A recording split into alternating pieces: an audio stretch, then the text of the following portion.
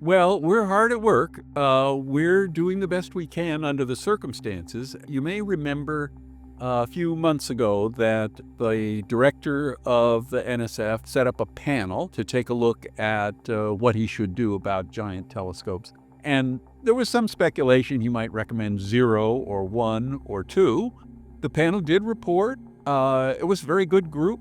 They wrote a nice report that had a few quantitative errors, but other than that was, very thoughtful. And they did not recommend 0, 1, or 2. They didn't make a recommendation. They only did some findings, I would say, where they said, both these projects, the GMT, Giant Magellan Telescope, and ours, the TM, are ready to be advanced to the final design phase. So that's kind of a formal thing within NSF. You're in preliminary design, and we have been. You have a preliminary design review, and we did. And then after some contemplation, the NSF could, if they wish, advance you to the final design phase. So we're hoping they'll do that soon. I would say there's been a lot of activity in Washington that has occupied the NSF people with other matters, in the last few weeks. Nevertheless, I think we're on course to hear from them before too long. And of all the topics, that TNT is capable of unraveling in the universe, they wrote up 10 years ago a detailed science plan that said, here are the things we're going to do. And this is taken very seriously by the engineering crew. They said, well, if you want to do this, that, and the other, what does the telescope have to do? And so they wrote specifications for the telescope based on doing the science. Perhaps you're familiar with this concept. But that was 10 years ago, and it's fair enough to ask, how much has science changed in 10 years? Honestly, my special field, the field of dark energy and cosmic expansion, hasn't changed very much. But a field that has totally blossomed, of course, is exoplanets, the discovery of planets around other stars. So we wanted to make sure that even with the new understanding and the broader set of questions and kind of what we do know and don't know, that the telescope is still on the path to being powerful for that work. So we did that. And that was a very healthy exercise. We got over 200 people to help fix this old report. You won't be too surprised to learn that we concluded that the telescope is going to be able to do these new things very, very well.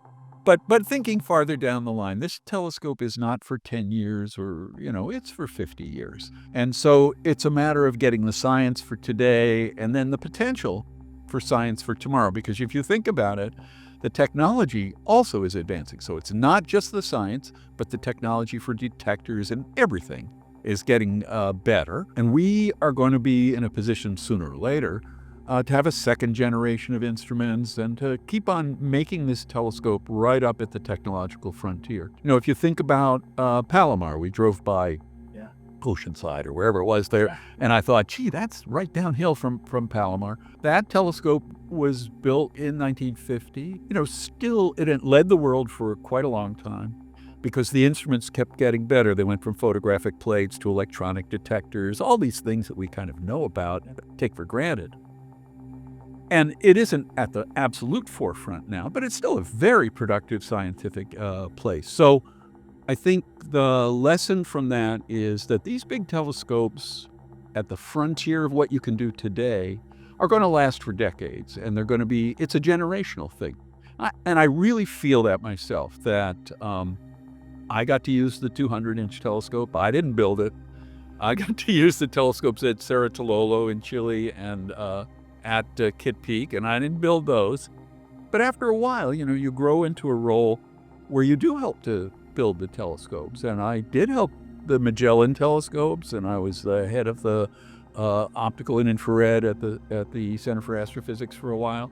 So, and I was on actually, I'm kind of proud of this. I was on the committee that wrote the report. This is how we take pride in ourselves. I was on the committee that wrote the report about what we should do after the Hubble Space Telescope. And of course, that eventually became the James Webb Space Telescope.